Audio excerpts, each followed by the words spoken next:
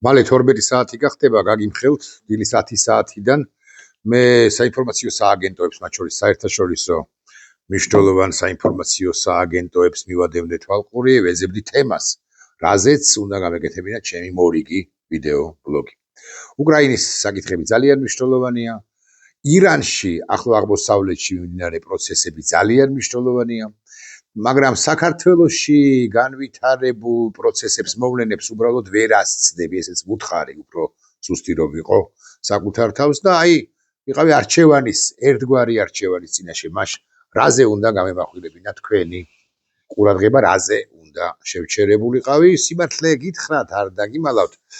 ან ნაკლებად მინდა საუბარი იმ საკითხზე, იმ თემაზე, რაც 17 მარტის შემდეგ ყველაზე აქტუალურია, ეს არის პატრიარქის გარდაცვალება, პატრიარქის დაკრძალვის შემდგომ განვითარებული პროცესები და გაჩენილი აზრები, ვინ იქნება მომავალი პატრიარქი და ასე შემდეგ. არ მინდა თქვა, რომ მომაბეზრებელია მეთქი, მაგრამ ისიც რა არის, ყველა ამ საკითხზე საუბრობს და ახალს პრინციპში ან ნაკლებად თუ იტყვი. არ დაგიმალავთ არც იმას, რომ ამ სკროლვისას Facebook-ს გულისხმობ.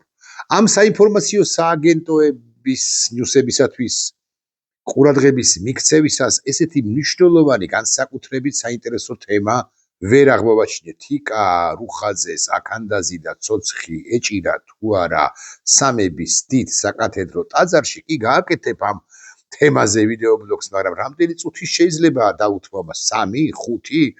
ან საინტერესო რატომ არის? მესმის რომ მაყურებელთა გარკვეულ ნაწილს ამგვარი ყვითელი თემები აინტერესებს, მაგრამ ყვითელ თემებს სულ ხომ არ მიაქცევ ყურადღებას? მესმის, კვლავ ვიმეორებ. ან მაგალითად უყვარდა თუ არა ალექსანდრე გალდავა დეკანოზმა ველსახურმა თქვა, პატრიარქს უყვარდა Jesus Christ Superstar. 3 წუთი შეიძლება ილაპარაკო. და თიკა რუხაძის აქანდასთან და ცოცხთან რომ მიაერთიანო რაღაც ხიდები, რომ გადაჭიმო ამ ორ თემას შორის, ჯამში გამოგივა 6, 7, 8 წუთი. ესეც საბოლოო ჯამში ნაკლებად საინტერესო თემა, უყვარდა თუ არა პატრიარქს Jesus Christ Superstar. ანტიდასავლურ ინსტიტუციად ჩამოყალიბდა ჩვენი საპატრიარქო და ჩვენი ეკლესია, გინდა Jesus Christ Superstar ყოფილიყო საპატრიარქის საყვარელი როკ ოპერა და გნევავთ გალდავას საყვარელი როკ ოპერა იყოს ნებისმიერი სხვა, არ ვიცი, რა დავასახელო. დასავლური ცივილიზაციის მოწინააღმდეგე ინსტიტუცია ჩვენ და სამწუხაროდ საქართველოს საპატრიარქო და ჩანს ასეთად დარჩება, ვინც არ უნდა იყოს მომავალი პატრიარქი, მომავალი ხელმძღვანელი. ერთი მეორეზე უარესია, მეთქი ასე ვიტყვი, მაგრამ თუნდაც არ თქვათ ასე. სხვაგვარად თქვათ, არც ერთი მათგანი არ არის ბოლომდე საქართველოს დასავლეთში ინტეგრაციის და რუსეთისაგან განშორების მომხრე და ამგვარი პოლიტიკის გამტარებელი. მიზეზთა და მიზეზთა გამო მიზეზებს აღარ ჩაუღრმავდები. ირანი ვუთხარი, ირანზე გავაკეთოთ ვიდეო ბლოგი, მეთქი ვუთხარი საკუთარ თავს, მაგრამ იქ ერთი ძალიან საინტერესო პროცესი მიმდინარეობს, მაგრამ მეორე ძალიან მრავალ ასპექტიანია ეს პროცესები. 5 დღით შეჩერდა დაბომბვები. იქ ტრამპი ამბობს, რომ ჩვენ ვნახეთო პრინციპშიო პირი, რომელიც გამოვიდა ჩვენთან კავშირზე და მოლაპარაკებებს ვიწყებთო. ოღონდ და აქ უკვე პირობების ჩამონათვალია. ვერ მიიღებს ვერავინ, ჩემი აზრით ყოველ შემთხვევაში, ვერ მიიღებს გადაწყვეტილებას ვერავინ ირანში მოცემულ ეტაპზე, რომ ირანის ბირთვული პროგრამა არათუ დასრულდეს, არამედ ეს გამდიდრებული ურანი გადაეცეს მტვერი, გადაეცეს შეერთებულ შტატებს. წარმოუდგენელი ამბავი მგონია, თუმცა მეორე მხრივ ნახოთ დავაკვირდეთ გამომავლენთა განვითარებას. უკრაინაშიც საინტერესო პროცესები მიმდინარეობს. მოკლედ ამ სკროლვისას მე წავაწყდი ერთ Facebook გვერდს ქვია ქართული იდეა, მის განცხადებას შევიჭყიდე. აღმოვაჩინე, რომ 61 ფოლოვერი ყავს ამ გვერდს. cover ფოტოსაც გაჩვენებთ. 2900, წარმოიდგინეთ, 2900 პოსტი აქვს გამოქვეყნებული. 61000 ფოლოვერი არ არის მცირე რაოდენობა, პატარა რაოდენობა. სადა ეს description-ში უწერია რომ ქართული იდეა რომ განხორციელდეს, უნდა გაერთიანდეს სახელმწიფოს, ეკლესიისა და საზოგადოების ძალისხმევა. ფოტოს მიაქცევ თუ არა ყურადღებას გაჩვენებთ ამ ფოტოს. შორიდან კი ჩანს, მაგრამ მე დავზუბავ თქვენის ნებართვით. ყველას ცხადე, ყველას კი არა პრაქტიკულად ვერავის ვერ ვცნობ ამ ჩოხოსანი მოქალაქეებიდან არავინ არ ვიცი. აი ეს კაცი შუაში როა, ოღონდ გვარი არ მახსოვს სიმართლე გითხრათ, მეცნობა, ამაზე მეტად არ ზუმდება, მოზუმდა. აი ეს კაცი მე მეცნობა, ერთი-ორჯერ მინახავს სოციალურ ქსელში და შესაძლოა მედიაშიც და მისგან მარცხნივ, ანუ ჩვენგან მარჯვნივ დავინახე აღვავაშინე ერთი კაცი, აი ეს წერიანი კაცი გურამ ფალავანდიშვილი. გურამ ფალავანდიშვილი რო ლევან ვასაძის მაგაცია და მისი პოლიტიკის ან მისი ხაზის ამაგზელებელი, ამასაც მივაქცია ყურადღება. მივაქცია ყურადღება, რომ მოსაშვილის 11-ში არის მათი ოფისი, მე 6-ე სართულზე, ყოველ შემთხვევაში აქ არის რეგისტრირებული. ეს მოსაშვილის 11 კი უშუალოდ გურამ ფალავანდიშვილს, არც თუ ხელმოკლე და არც თუ ღარიბ კაცს ეკუთვნის. მისი შვილი სხვაშორის რამდენიმე ხნის თუ არ ვწდები შვილი გავამეხმაურა, ერთ-ერთ პოზიციაზე შემომლანძღა. მე ვეღარ აღმოვაჩინე მისი მას შემდეგ რაც მივუწერე კომენტარი, ვეღარ აღმოვაჩინე მისი მთავარი კომენტარი, ვარაუდობ რომ წაშალა თავისი კომენტარი და შესაბამისად ჩემი კომენტარიც შემომიტია სწორედ ამ თემებთან დაკავშირებითაც ბოლო პერიოდში აქტუალურია. დავათვალიერე მათი გვერდი და ნუ ცხადია რომ სულ პატრიარქის შესახებ უდევთ უმრავლეს შემთხვევაში პოსტები, გთხოვთ გაავრცელეთ ასე მაგალითად ქართული რაღაცა ვიდეო ბლოგიც, ერთ-ერთი ავტორისა ხატი და ასე შემდეგ. ვრცელი პოსტების უდევთ, სამხელა პოსტი ყოფილა. 12 ხო, ბევრი განახლება გულახდილად გეტყვით, არა აქვთ ამ ვებგვერდს თუ სოციალური მედიის გვერდს, მოკლედ ამ მნიშვნელობა. ამათმა გაავრცელეს ერთი დღის წინ გაუვრცელებიათ განცხადება. მე ამ განცხადებას თავიდან ბოლომდე ჩაგიკითხავთ და მე დავსვამ კითხვას, მე ჩემ ვერსიას არ შემოგთავაზებ. პეტიცია კონსტიტუციური და მიაქციეთ ყურადღება შემდეგ სიტყვას სახალხო მონარქიის აღდგენის შესახებ. ანუ კონსტიტუციური მონარქია კი არა, კონსტიტუციური სახალხო მონარქია. ეს სახალხო, სიტყვა სახალხო შემთხვევით არ არის აქ ჩასმული მიტყვიაზე. პეტიცია კონსტიტუციური სახალხო მონარქიის აღდგენის შესახებ. ვიწყებთ პეტიციას კონსტიტუციური სახალხო მონარქიის აღდგენის შესახებ. ჭეშმარიტი ღვთივკურთხეული ხელისუფალი არის მონარქიული მმართველობა, რომლის ჭეშმარიტებასაც ბიბლიური უწყება გადმოგვცემს. ჭეშმარიტმა მართლმადიდებელმა მეფობის იდეა არ უნდა მიიღოს როგორც კეთილი სურვილი. ეს უნდა გავიაზროთ. რომანტიკული ან ტკბილი მოგონება, არამედ როგორც წმინდა წერილის შემადგენელი ნაწილი. ოღონდ კარგად უნდა ახსნათ, რომ ეს არ არის მხოლოდ ქრისტიანთა ან მხოლოდ ქრისტიან მართლმადიდებელთა ქვეყანა. ჩვენ მრავალეროვნული, მრავალკონფესიური სახელმწიფო ვართ, ქვეყანა ვართ, საზოგადოება ვართ და ამასთან უნდა ვიყოთ სეკულარული სახელმწიფო. უნდა ვიყოთ, მეთქი ამას ხაზგასმით ვამბობ, ჩვენ სამწუხაროდ, მათ შორის საპატრიარქოს და საერო ხელისუფლების ქმედებათა გამო ჩვენ სეკულარული სახელმწიფო არა ვართ. პატრიარქ ილია მეორეს დაკრძალვა სამების დიდ საკათედრო ტაძარში მომხდარი ყველა ამოსუნთქვა პროტროპესვიტერი ზვიადაძის ამოსუნთქვებიდან დაწყებული შიოს ამოსუნთქვებით გაგრძელებული და ბიზინა ივანიშვილის ოხრებით და ხვეშებით დასრულებული, ხო, ადასტურებს იმას, რომ ჩვენ არა ვართ სეკულარული სახელმწიფო. სეკულარული სახელმწიფო რომ ვიყოთ, ნიშანი რო გქონდეს ამისი, მისი აღმატებულება ბიზინა ივანიშვილი, მიმართავთ მის აღმატებულება ბიზინა ივანიშვილს, ესე არ უნდა ეთქვა კი არა, არც უნდა ეფიქრა, ეს სულ მინიმუმ გელაპარაკეთ. რომელიმე ერთ მღვდელმსახურსაც კი მოხვედრილს საშვით სამების საკათედრო ტაძარში. განვაგრძოთ ქართული იდეის ამ პეტიციის თუ რაღაცის ტექსტის კითხვა. წმინდა თეოდორე სტუდიელი ბრძანებს ორი დიდებული ნიჭი მოგვცა უფალმა ღმერთმა ქრისტიანებს მღვდლობა და მეფობა. სხვა ნიჭი არ მოუწია თურმე და მოქალაქეობა არც ყოველი რო არ იყო და არც მეფე არ არის უზარმაზარი ნიჭი, რომელთა მიერ იმართება ჩვენი მიწიერი საქმეების ზეციურის და მიხედვით. სამწუხაროდ ბოლო 30 წლის მანძილზე ქართველიერი მოჯადოებულ წრეზე დადის. ამის მიზეზი კი ერთადერთია, ჩვენ არ ვუსმენთ დედა ეკლესიის მოწოდებას. არ ვუსმენდით ჩვენ სულიერ მამას, ცხადი იგულისხმება პატრიარქი ილია მეორე, რომელსაც მაღალზე გარკვეულზე მაღალი ალბათობით შერაცხავენ წმინდანად, ეგრა მაგის პასუხია. აქვე ვახსენებ, რომ პრეზიდენტმა სააკაშვილმაც არა გაყვრით, არა მთლად გაყვრით, არამედ პრინციპში ღია ტექსტით თქვა, რომ პატრიარქი ილია მეორეს კანონიზაცია უნდა მოხდეს, ანუ წმინდანად შერაცხვა. ამ თვალსაზრისით პრეზიდენტმა სააკაშვილმა დაასწრო ქოც ხელისუფლებას, რომელიც ვერ მიისაკუთრებს ამ იდეას, რამდენადაც ხვდები. ოცნების ხელისუფლების წარმომადგენლებს არ გელაპარაკებით ცალკეულ პირებს, სამღვდლო პირებზე.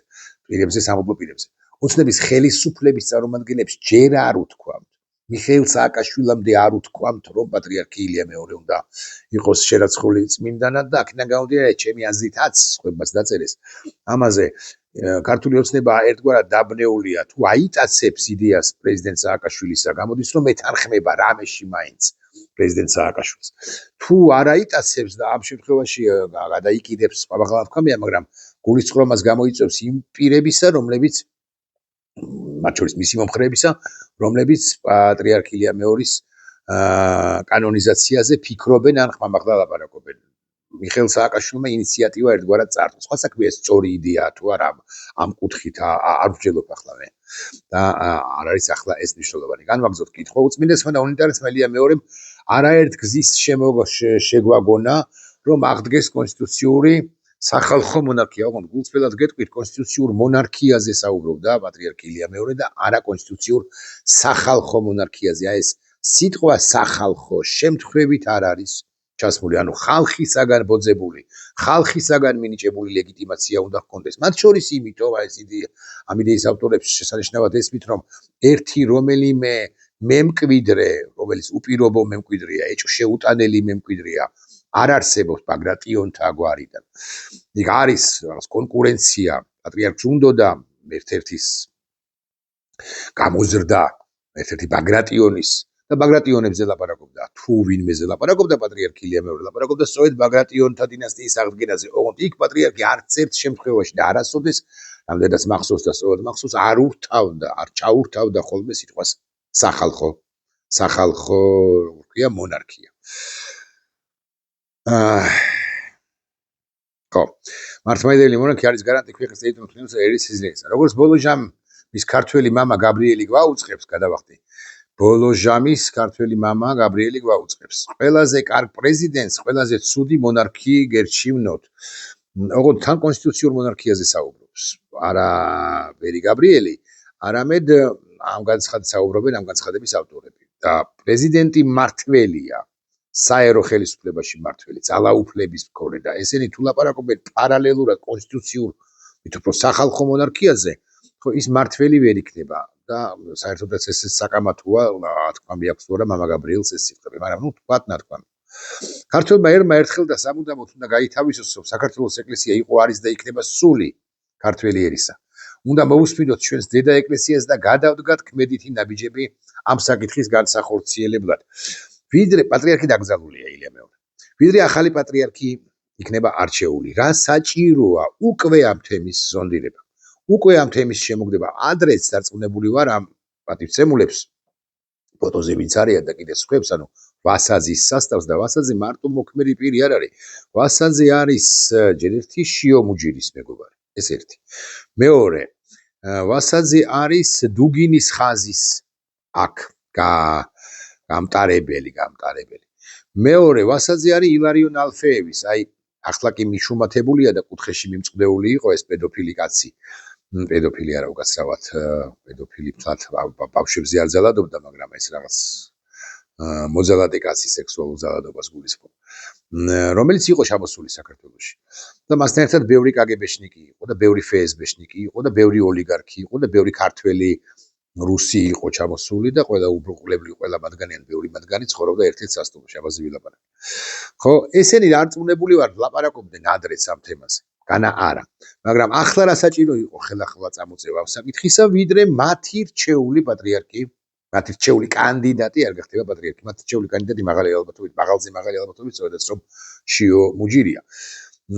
იმიტომ რომ დაამტკიცონ, დაასაბუთონ ცხადია ბჭყალებში, რომ აი შიო მუჯირი უნდა იყოს არჩეული სწორედ იმიტომ რომ ეს იდეა განხორციელდეს. ეს იდეა კი აკითხავთ არის სახალხო მონარქიის კონსტიტუციური სახალხო მონარქიის აღდგენის თაობაზე იდეა. აქედან გამომდინარე ორგანიზაცია ქართული იდეის წევრები ვიწყებთ ხელმოწერების შეგროვებას მოთხოვნით აღდგეს საქართველოში კონსტიტუციური სახალხო მონარქია. ხელმოწერებისთვის დაიბეჭდება ბლანკები და დარიგდება ქართულ საზოგადოებაში. გვაქვს იმედი ღვთისა და ქართველიანის კეთილგონიერების ღმერთი ვერც ვებარებოდეთ. და არის ესე იგი 900 ამ ეტაპისთვის 999-ზე აწეული წერი. არა, მთლად ყველა ესე იგი 753-ზე აწეული წერი, 127-ია ემოჯი გულისა, დაცინვის სმაილი კი არის 83 და სულ რაღაც. აი მაგალითად რა ვინ ჩემი მეგობრებიდან არც ეს არ დაუცინია მათთვის, თუმცა კარგი და წესიერი ადამიანები დასცინიან. ცხადია და ასე შემდეგ და ასე შემდეგ. ეხლა მე ცხადია უნდა გავაკრიტიკო ეხლა ეს იდეა წესით და რიგით, მაგრამ მე არ გავაკრიტიკებ კი არა, ხმას არ ამოვიღებ ამ კუთხით. მე სხვა რამეს და სხვა კითხვას დავსვა. როგორ გგონიათ, ვის მოიაზრებენ ისინი კონსტიტუციური, ესე წერია, ხო? კონსტიტუციური სახალხო მონარქიის საჭიროება, სახალხო მონარქად. ვის მოიაზრებენ? ბაგრატიონს, ვინმე, სულს კარგს, ამ შტოს წარმომადგენელს, იმ შტოს წარმომადგენელს, ნამდვილად რო ეკუთვნის, ან ნამდვილად რო არ ეკუთვნის მას? რატომ არის ჩაწერილი ეს სიტყვა სახალხო მონარქია, სახალხო ლეგიტიმაცია? რაში სჭირდება და ვის შეიძლება სჭირდებოდეს? იქნება და იმ მე არ ვასახელებ გვარს, მაგრამ იქნება და იმ ერთადერთ ჩერჩენილ ბრძენკაცს და უკვე მიხვდით ვიზეც საუბრობ, ვისაც რამ ლეგიტიმაცია სჭირდება. ლეგიტიმური ის კაცი არ არის. რომ მიმართავს ბიზინა ივანიშვილს, ანუ ბიზინა ივანიშვილს, როცა მიმართავს ბიზინა ივანიშვილს ეს პრესვიტერი, რა ქვია, ზვიადაძე, რა გვარია ზვიადაძე. ბიზინა ივანიშვილს, მის აღმატებულება ბიზინა ივანიშვილს. ბიზინა ივანიშვილი იქ არც უნდა მოხვედრილიყო ვითარცა და როგორც იგითი მოკალაკე, თუნდაც საპატიო თავმჯდომარე მმართველი პარტიისა. სამების საკათედრო ტაძარში, სადაც ცოცხითა და აქანდაზით დადიოდა მინისტრი თიკა რუხაძე. მოდის ვიხდი, როდის მოხდა, აღარ ამ კუთხით განვიხილოთ, როდის მოხდა, როდის შევიდა ბიზინა ივანიშვილი სამების საკათედრო ტაძარში. უპირატესად ხო არ იქნებოდა რომ ქალბატონი ეკას ყოფილიყო, ქალბატონ რუხაძესთან ერთად გვიან შევიდა ბატონი ივანიშვილი, მანამდე რომ მისულიყო და ქალბატონ ეკასაც რომ აეღო ცოცხი და აქანდაზი და ქალბატონ რუხაძესთან ერთად რომ დაეგავა, მოესუფთავებინა სამების საკათედრო ტაძარი, უფრო კარგი ხო არ იქნებოდა ერთი ფოტოც რომ გადაეღოთ და ქალბატონ ეკასთან რომ ერთად რო ყოფილიყო, ხედელიძეს გულისხმობ, მათი რძალი ბერას მეუღლე ხო უფრო შთამბეჭდავი იქნებოდა და იქნება სამივეს მერე ერთად წაემღერათ კიდეც Jesus Christ Superstar. ეს ისე გადახვევის სახით. ვის ლეგიტიმაციაზე საუბრობს ეს ორგანიზაცია? სახალხო ლეგიტიმაციაზე. ვინ იქნება საქართველოს მონარქი? ემან დამათმა მართლა რომ შეაგროვონ და მე აღარ გამოვრიცხავ უკვე აღარაფერს ამ სიგიჟეში. აი პირობითად ლაპარაკობ რაღაც 1 მილიონი წერა და კონსტიტუციური მონარქიის, სახალხო მონარქიის აღდგენის დამკვიდრების, დაფუძნების საკითხი რომ დადგეს. შემომივარდება ახლა გურამ ფალავანდიშვილის შვილი, ახალგაზრდა კაცი ამაკრიტიკებს ალბათ ისინება, მაგრამ ეს არის სწორედ ერთ-ერთი რუსული ხაზით ამგვარი პროვოკაციები არ ქვია, ამგვარი გიჟური რუსული იდეებით გამოიტენება ქართული საზოგადოება, აქამდეც არ გვაკლდა, მაგრამ მაინც, ანუ ზონდირებას დაიწყებენ, ერთი იდეა არ გაუვათ, მეორე არა, მესამე არა და დაახვავებენ და დაგვახვავებენ თუ ახალი პატრიარქის არჩევამდე, თუ ახალი პატრიარქის არჩევის შემდეგ. ნახვამდის.